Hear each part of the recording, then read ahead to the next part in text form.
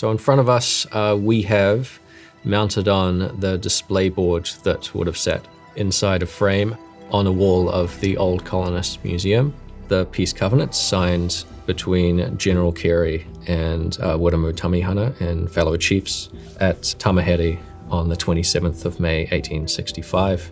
And this is, in some ways, the document which concluded the Waikato War. The peace covenant, the physical document itself, falls out of the record for 70 years. It's not until Gordon Blythe sends a letter in 1933, because he's desperate for money, that anyone even becomes aware that the original document still exists.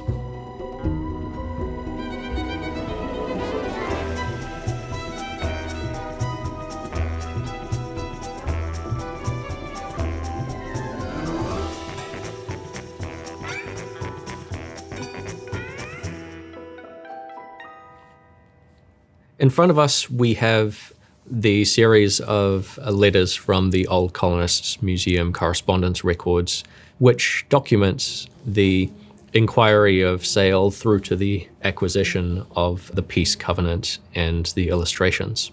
After the signing of the peace covenant in 1865, there's no further record of the document until it appears in the hands of a rural labourer in Waikato in 1933, a man who claims to be the grandson of General Carey. What seems to have happened is that General Carey retained the original document as part of his collection, and over the years this was passed down to his children and ultimately to Gordon Blythe. Blythe is an interesting figure. His relatives in the UK led relatively luxurious lives. His grandmother received an apartment in Hampton Court Palace after the death of his grandfather. His aunts were also independent, aristocratic women. Blythe seems not to have inherited any of this for reasons that are quite mysterious. And the peace covenant seems to be one of the very few things that he did inherit from his family. Gordon Blythe writes in this letter that he has not only the original of the treaty, as he calls it, but also images featured in John Featon's Waikato War. Blythe writes that owing to the Depression, he has decided to sell these possessions and is looking for a buyer. He recognises that the document is a particular and unique piece of New Zealand history. He ultimately asks for £30. After around 6 months of exchange, the Old Colonists Museum pays Gordon Blythe £5 for the covenant and the 2 illustrations, which is still a few $100 equivalent if we update for current values, although judging by his response, he isn't entirely happy. He asks if a little bit more can be added in case he has to pay tax on the amount, and by the end of January 1934, the acquisition is settled. This document, to me, is quite interesting because the text of the peace covenant is quite widely known.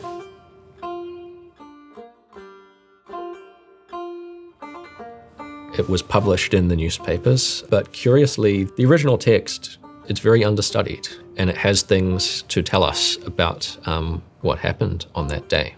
We can see that the text of the covenant, along with the signatures, have been signed in the same pen. But beneath the signatures, there is, written in a different hand and with a different pen, a draft translation. There was an English translation of the peace covenant that was once mounted here. We do not know where that is. The envelope is thought to be original as well, and it likely contained the peace covenant and possibly the translation. Above the covenant, we have the 2 illustrations produced by Major Tapa, who was aide-de-camp to General Carey. And they depict first the meeting between Carey and Tāmihana, also known as William Thompson. Tāmihana is laying down his tia, or taiaha. Different accounts use different words, as a token of peace. The second scene, which is actually depicted above but comes later, shows Carey and Tāmihana beneath the flagpole. discussing the making of peace, and you can see in Tāmihana's hand a very small sheaf of paper which would represent the peace covenant. And this kind of gives us a sense of the order of events. We have in front of us the New Zealand Herald for the 30th of May 1865. This paper includes the first report of the signing of the peace covenant between Wiremu Tāmihana and George Jackson Carey, just 3 days after the events. One of the details that's important is that Carey writes that shortly after my arrival at Tāmihana, Mr. George Graham rode in and announced the approach of William Thompson and other chiefs of note, handing me a paper or covenant in Thompson's handwriting, which he said Thompson and the chiefs were willing to sign in my presence under the British flag. And that actually is an important detail. We can see the order of events that Carey describes is reflected in the original document. Tāmihana writes the covenant before the meeting at Tāmihana. George Graham delivers the covenant to General Carey's party. During this time is probably when Carey's officers would translate the covenant. Tāmihana requests an amendment to the translation, translating the phrase hauariri not as enemy, but as fighting friend. The parties then sign the peace covenant, writing over the draft translation. We can see in reports in the newspapers that General Carey specifically says that Wiremu Tāmihana insists on this translation of the word hauariri, although in this case the New Zealand Herald has incorrectly reported the word as marire. I don't think anyone has realized that the Herald reports the wrong word. Marire would presumably be the Pai Marire, who the government were considered to be instigators of rebellion. Wiremu Tāmihana was one of the most significant figures in the kingitanga.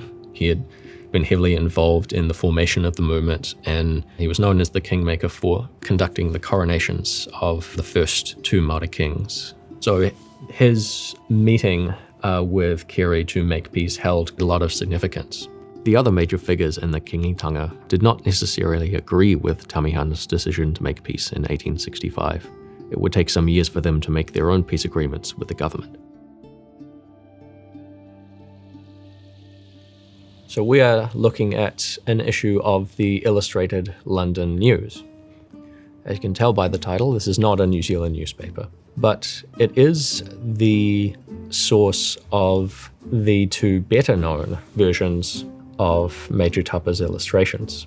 Now, if we turn over the page, these images accompany news from New Zealand reporting on what is termed here as the surrender of William Thompson.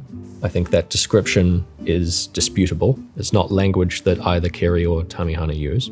And there are a few changes if you compare them to the watercolors which we saw earlier. There are about twice the amount of figures that there were in Tapa's original sketch. And some pigs have been added to the illustration, which are changes in line with the artist notes that Tapa wrote on the back of his illustration. And similarly, with the image depicting the laying down of the taiaha, the ground is now covered in ferns.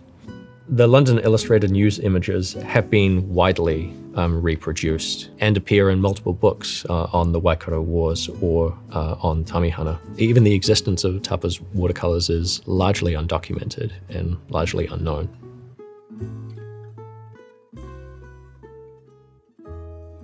In front of us, we have a copy of the 1923 edition of John Featon's Waikato War. This was the first book to be published telling the story of the Waikato War, first in 1879 and later reprinted in this 1923 edition.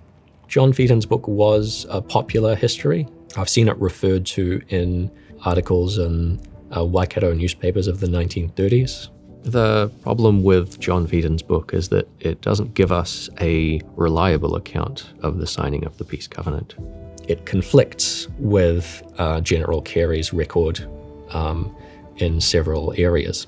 In his letters about selling the peace covenant, Gordon Blythe mentions this book And he mentions in particular how on page 140, there are illustrations of which he has the originals, but he doesn't realize that they have actually come from the London Illustrated News.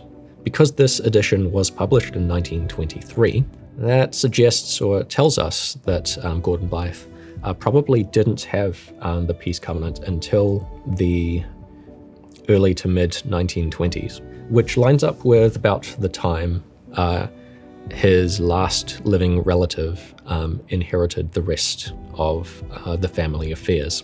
So we can make an educated guess that it was during this time period, 1923, perhaps 1924, 1925, that the Peace Covenant returned to New Zealand as a gift to Gordon Blythe.